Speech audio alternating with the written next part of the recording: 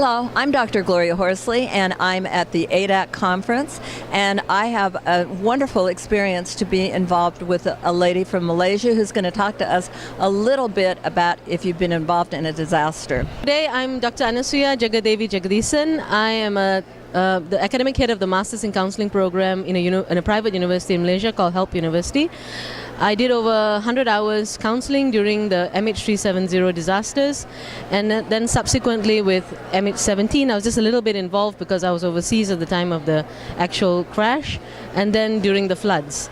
So one thing about being a normal person in disasters, sometimes we aren't the victim, but we are going into the funerals. We are going in to places of need. And what I find is people say the wrong things. People say the wrong things all the time. So since this is like a YouTube to anybody out there, I'd like to just talk a little bit about going in as a guest a guest or the visitor or whatever to a funeral or to a situation where people are in distress, and what you kind of not do during those situations, because a lot of things people do good-heartedly actually cause more trouble. Right. Yeah, so one of the things that we saw a lot of is people come in, they go straight to the victims and they say, have you done this? Have you done that? Did you do this beforehand? And you're like, they're overwhelmed, they are feeling down, they're already feeling bad. You're not helping them by asking them what they did before, because they're not going to remember. What the focus needs to be is, are you all right now? What can we do to get you on to tomorrow? How are things going?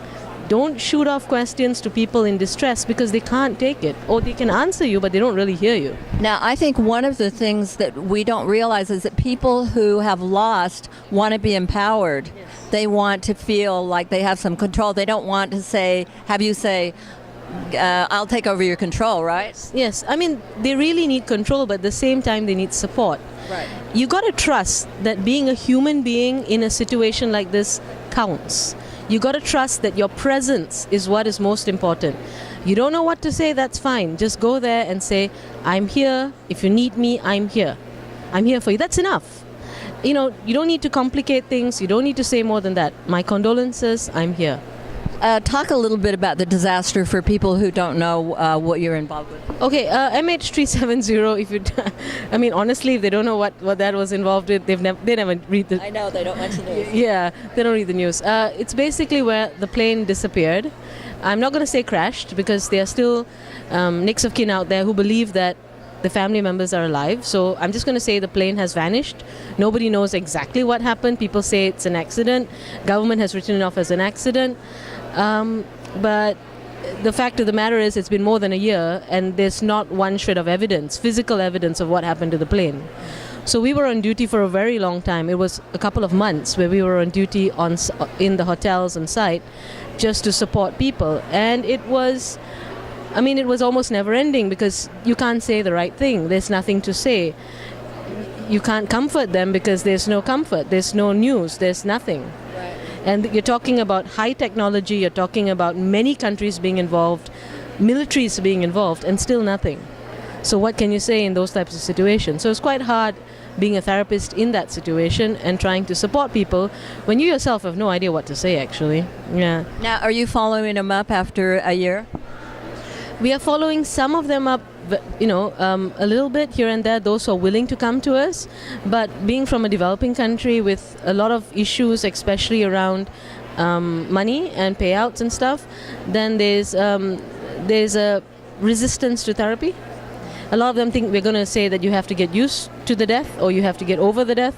They don't want to hear that from us, but they think that's what we're going to say. So they don't want to come in anyway. But we do see, for those who are a bit more open to it, yes, we do see clients still. Now, do you see things culturally different in Malaysia as compared with the United States regarding grief and loss, or other countries? I would say yes and no.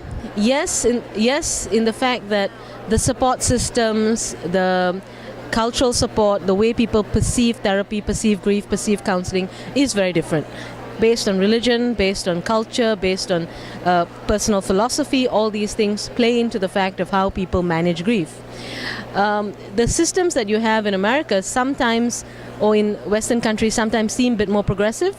They're more open to therapy, they're more open to help, whereas in Asian countries where this is a developing industry, it seems that, oh, I've got a mental problem, that's why I'm going to see a counselor. It's not quite the case, but that's the perception that we are trying to fight right now in counseling and therapy. And then sometimes people go, what are you doing? You're just talking.